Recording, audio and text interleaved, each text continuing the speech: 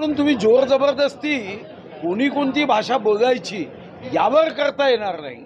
पण जे आमच्या राज्यात राहून आमची भाषा बोलणार नाही, आमच्या या मातृभाषेचा अभिमान आमच्यासोबत त्यांना राहणार नाही, त्यांच्यासोबत मात्र आम्ही व्यवहार करणार नाही हे ठरवता येतं। त्यांना आम्ही पक्षाचं सदस्यत्व देणार नाही, त्यांना पक्षाच्या मंचावर बसवणार नाही, त्यांच्याकडून 1 रुपयाचं डोनेशन आम्ही घेणार नाही, असा निर्णय करता येतो। भाषावाद सुरू असताना उपमुख्यमंत्री एकनाथ शिंदे यांनी पुण्यामध्ये जय गुजरातची घोषणा केलेली आहे, कसं पाहता सरकारने? याच्याकडे शेवटी असा आहे, जय गुजरात म्हणतगनी त्याच्यामध्ये वाद व्हावा एवढी संकुचित बुद्धिमत्ता आणि संकुचित बुद्धी असण्याचं काही कारण नाही।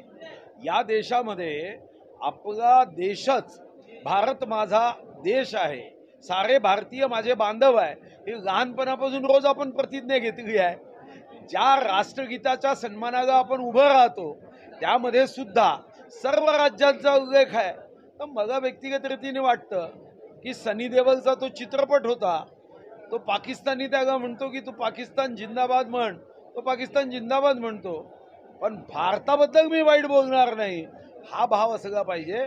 महाराष्ट्राबद्दल कोणी वाईट म्हटलं तर जय भवानी जय शिवाजी रक्ताच्या थेंबा थेंबामध्ये चैतन्य आलं पाहिजे आणि महाराष्ट्र विरोधी वृत्तीगत ठेचलं पाहिजे। पण याचा अर्थ जय गुजरात म्हणणं याच्यामध्ये मला वाटतं की काही वाद असण्याचं काही कारण नाही।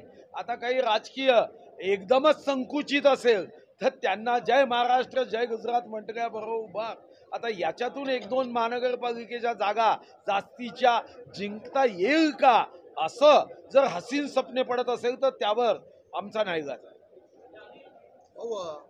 काँग्रेसचे नेते उदित राज यांनी एक वक्तव्य केलेलं आहे। त्यांचं म्हणणं आहे की आदित्य ठाकरे असतील किंवा कुठले ठाकरे असतील त्यांनी भाषेच्या भेदभावावरतीच आपलं राज्य उभं केलेलं आहे, त्यामुळे काँग्रेसमध्ये एकंदरीत ठाकरेंनाच घरचा आहेर दिला असं म्हणता येईल का?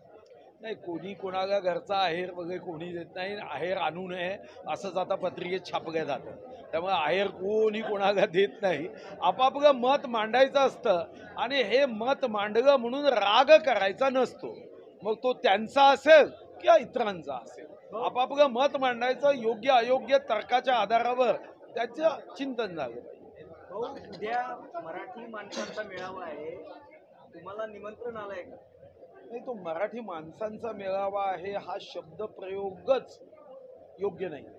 तो ठाकरे बंधूंचा मेळावा आहे, तो शिवसेना मनसेचा मेळावा आहे। कारण तो मेळावा घेण्याचं कारण काय तर म्हणजे हिंदी भाषा सक्तीची करायला आमचा जो विरोध होता त्यामध्ये यश आलं।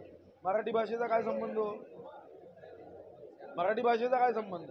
काही मराठी भाषेच्या संदर्भात तुम्ही काही नवीन अशा पद्धतीची मागणी करत आहात का की या महाराष्ट्रामध्ये इंग्रजी शिकवणाऱ्या संस्थांना 1 इंच जागा सरकारने देऊ नये, त्यांना कोणत्याही पद्धतीची मदत करू नये, त्यांना मान्यता देऊ नये, इंग्रजी शिकू नये यासाठी एक मोठं जनजागरण आणि त्याची निमंत्रण पत्रिका मग द्या ना, मी येतो ना, मी येतो। मला वाटतं की मराठी भाषिकांसाठी आम्ही उद्या एकत्र येणार हे काही मला वाटतं की योग्य नाही, हे फसवा आहे। मुंबई महापालिका ताब्यात घेण्यासाठी राज ठाकरेंचा वापर केला जातोय उद्धव ठाकरेंकडून असं रामदास कदम म्हणतात, तुम्ही सुद्धा युतीमध्ये होता, काय वाटतंय? मला त्याच्याबद्दल मत नाही। हा, मला एक नक्की वाटतं दोघांनी एकत्र आलं पाहिजे, यावं, फक्त कंडिशन आपलं की याच्यामध्ये आम्ही काही मदत नाही करू शकत। त्या दोघांनी एकत्र आलं पाहिजे, एक चांगला विरोधी पक्ष असणं गरजेचं आहे आणि महाराष्ट्राच्या प्रगतीमध्ये जर विरोधी पक्ष असेल तर मला वाटतं की योग्य दिशेने महाराष्ट्राचा विकास प्रगती होण्यामध्ये मदत होते। त्यामुळे आम्ही दोन्हीही बंधूंना, दोन्हीही सख्या चुलत आणि सख्या मावस भावांनी एकत्र येण्याला आमचं समर्थन आहे, स्वागत आहे। त्या दोघांनी निश्चित एकत्र आलं पाहिजे। हां, मग त्यांनी ठरवावं की कोणी कोणाला वापरायचा आहे, तो त्यांचा व्यक्तिगत प्रश्न आहे, तो आमचा प्रश्न नाही।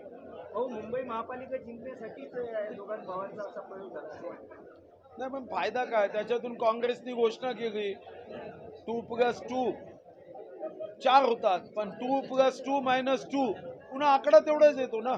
आता काँग्रेसनी सांगितलं आम्ही मायनस होऊ, आता काँग्रेस मायनस जर होणार असेल तर 2 भाऊ एकत्र येऊन त्याचा काही फारसा फायदा होईल असं मला व्यक्तिगत रीतीने वाटत. सर आपने स्वागत किया है गुजरात नहीं आता क्या भारत माता में 28 राज्य और 8 केंद्र शासित प्रदेश नहीं आते? तो मैं समझता हूं कि जय महाराष्ट्र, जय गुजरात, जय महाराष्ट्र, जय उत्तर प्रदेश. हमारे में से कई नेता उत्तर प्रदेश में अयोध्या के प्रभु राम का दर्शन करने जाते हैं, तो क्या है, काशी विश्वनाथ जाते हैं. भैया एक देश एक है.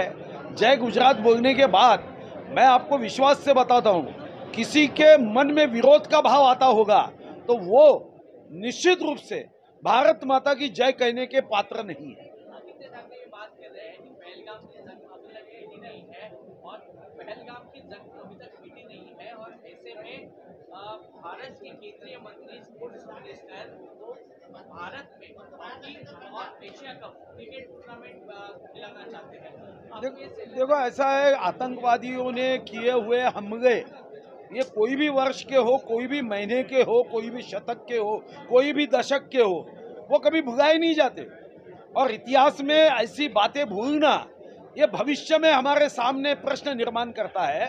वो 26/11 का हमला हो या इस मुंबई में 12 जगह के बॉम्ब स्फोट हो, ताज का हमला हो या निरपराध व्यक्तियों की जान गंवाने पड़े, ये बातें हो, ये कोई भूलना नहीं चाहिए. पहलगाम, मैंने आपका कहना है क्या कि कोई भी ऐसी घटनाओं का एक एक्सपायरी डेट होता है उसके बाद भूल जाना, ऐसा होता है? अरे हम रावण को नहीं भूलते भाई, रावण को आज तक नहीं भूले. तो हम ऐसे पापी, आतंकवादी, नक्सलवादी जो निरपराध व्यक्ति के जीवन को धोखे में डालते, इनको हम कभी नहीं भूलते. ये उबाटा वाले भूलते होंगे, हम क्यों भूलेंगे? सर ये भूलने की बात नहीं है. आएंगे पाकिस्तान के हॉकी प्लेयर्स आएंगे तो ये सही नहीं. नहीं, देखो उन्होंने अपना मत रखा, मुझे मालूम नहीं कौन आ रहे, सर क्योंकि हॉकी खेलने के बारे में मेरे पास कोई जानकारी नहीं कौन कौन आ रहे. आपको क्या सही लग रहा है कि नहीं, मेरा मत अभी, मुझे जिस विषय की जानकारी नहीं है तो मुझे किसी ने बोला नहीं, मुझे पता नहीं. मगर मैं पहलगाम के साथ उसको जोड़ना, ये मैं बता रहा हूँ कि पहलगाम क्यों भैया, ये देश तो रावण को नहीं भूलता आज तक, तो आप पहलगाम क्या, हम नहीं भूलेंगे, आप भूल जाओ. सर ये भूलने की बात नहीं है. उनका कहना था स्पोर्ट्स मिनिस्ट्री ने परमिशन दी है पाकिस्तानी हॉकी प्लेयर्स भारत में होने वाले एशिया कप और वर्ल्ड कप खेलने के लिए आने वाले हैं. स्पोर्ट्स मिनिस्ट्री सेंट्रल गवर्नमेंट की तरफ से परमिशन दी गई है, तो क्या इनको भारत में आने देना, भारत के साथ खेलने देना सही है आपको लगता है?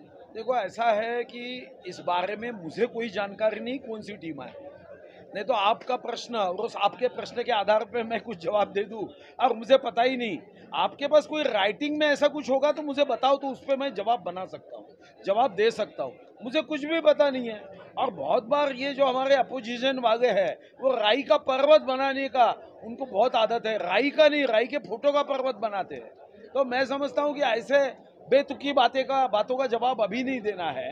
एक कोई पॉलिसी है क्या, क्योंकि ऐसी कोई पॉलिसी बनाई गई है क्या, उन्होंने संसद में कभी मांग की है क्या, मुझे पता नहीं है. और इसके पहले ऐसी घटनाओं में कब कब कोई खेलने आया उसकी भी जानकारी मुझे नहीं है. तो इस पे मैं समझता हूँ मेरा मत व्यक्त करना उचित नहीं है.